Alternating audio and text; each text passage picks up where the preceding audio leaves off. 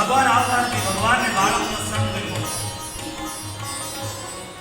ઘણા કહે કે રામ તો પિતૃપાલક છે, પિતા બોલાવે અને બાળક ના આવે, આ તો રામ છે. પણ ચોપાઈ ના કીધું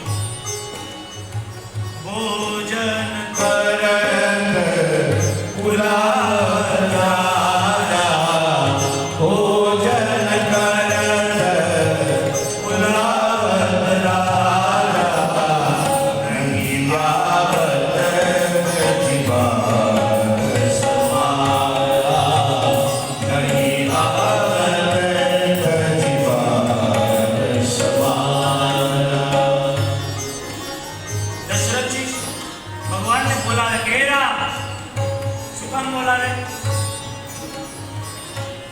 રામને બોલાવે છે, પણ શું કામ બોલાવે? ભોજન કરવા માટે. દશરથજીને ભોજન કરવું છે અને પદ લઈ ગયા, રાજાનું પદ લઈ ગયા. ભોજન કરત બોલાવત રાજા. ભગવાન કે કોઈ પદ લઈને આવે તો પકડાતો નથી, કોઈ પદ લઈને આવે તો પકડાવ નહીં. અને બીજા અર્થમાં દશરથજીને ભોજન કરવું છે માટે ભગવાન આવતા નથી. નહીં આવત તજિબાન સમાન, નહીં આવત તજિબાન સમાન. બાળકનો સમાજ ભગવાનને ગેમો ન આવ્યા અને દશરથજીને કેવું પડ્યું, કૌશલ્યા રામ નથી આવતા, તમે જાઓ. હવે માં કૌશલ્યા આવે છે. બાબા કહે એનાથી પકડાય, કારણ કૌશલ્યા જગ બોલન જાય, કૌશલ્યા જગ બોલન જાય, તુમ અગર તુમત પ્રભુ જય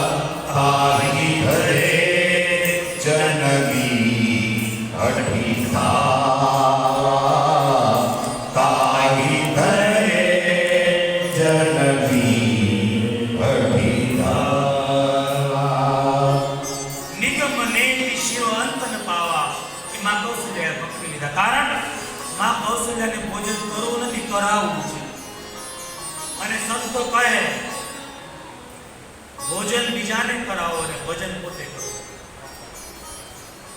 ભોજન બીજાને કરાવો અને ભજન ખુદ કરો. કારણ કે બહુ ભોજન સારું નથી, શાસ્ત્ર કહે છે. અતિ ભોજન માણસને અહંકારમાં નિદ્રામાં લઈ જાય છે.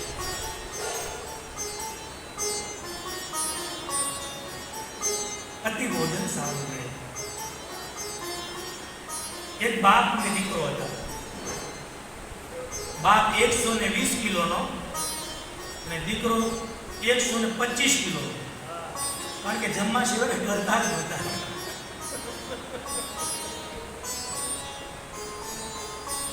એના પત્ની પિયર ગયેલા, બે એકલા હતા. એને બન્યું એવું કે ચોર આવ્યો અને ચોરને એડ્રેસ ફેર થઈ ગયું આમાં. એટલે ચોર આવ્યો, એ દીકરો કે પિતાજી ચોર આવ્યો કે મને ખબર છે, પણ એ કે અંદર આવે કે આવવા દે બેટા, આ એની છેલ્લી સોરી છે જિંદગીની. આ ધંધો બંધ કરી નાખે તો તારો બાપ. અને જેવો ચોર આવ્યો, ચોર હતો થોડોક મારા જેવો આમ સિંગલ બોડી વાળો, બીજાનું નામ તો દેવાય નહીં આમાં. એટલે જેવો આવ્યો એટલે બાપ દીકરાએ કાંઈ ન કર્યું. બાપ દોડીને ચોરની ઉપર બેસી ગયો. 120 કિલો અને છોકરો બેસી ગયો. ચોર સવાસ ન લઈ, પ્રેશર ને બીપી મેળવું વધવા, ચોરને પરસેવો વળી ગયો. એટલે એનો બાપ કે જા, બાજુમાંથી ઇન્સ્પેક્ટરને બોલાવતો જા. છોકરો ગયો અને બહુ શરીર હોય તાત્કાલિક ઉભાઈ ન થઈ. 5 મિનિટ તો ઉભો થયો અને બહાર ગયો. પાછો આવ્યો કે પિતાજી મારા ચપ્પલ નથી મળતા. એના પિતાજી કે તો મારા પેર તો પણ તું જલ્દી જા. પાછો 5 મિનિટ પાછો તમારાય મળતા નથી. ઓલો ચોર નીચે ઉતો કે તારા ન મળે, તારા પિતાજીના ન મળે, મારા પેર તો જા. તું જા, તું જલ્દી જા. સાહેબ તો 2 લાખની મારી છોડી મૂકશે. આ 145 કિલોના બે બાપ દીકરો મને મારી નાખશે. ભોજન કર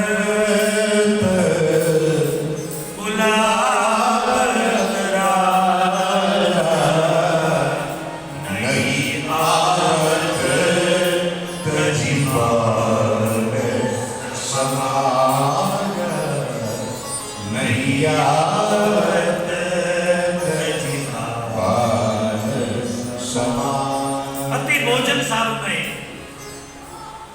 માટે ભજન વધારજો, ભોજનને ઘટાડજો.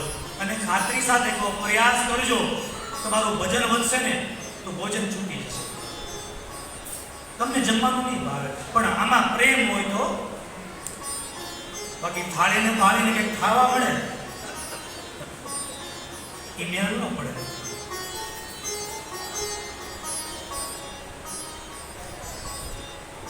ઘણા તો કેટલું ખાય, આપણને એમ લાગે ખાવા આવ્યા કે ખાતર પાડવા આવ્યા. બહુ તમારા મનમાં વહેમ હોય કે હવે નથી ખાતા તો ભૂલી જજો. આજે એવા ઇતિહાસ છે કે 45 કાજુ કતરીના બટકા ખાઈ જાય છે. મેં એક ભાઈને પૂછ્યું કે આ એટલા બધા ખાઈ જતા છે, રાખતા ક્યાં છે? આખા જાદુ જાણતા હશે. 45 મોહનતાળના બટકા ખાઈ જાય, એ રાખતા ક્યાં છે? તો એને મને બહુ સારો જવાબ આપ્યો કે બાપુ બહુ ખાય ને એને થોડીક અહીંયા જગ્યા હોય, થોડા ઘણા બટકા આમાં ચડાવી દઈએ, થોડીક જગ્યા હોય આમાં.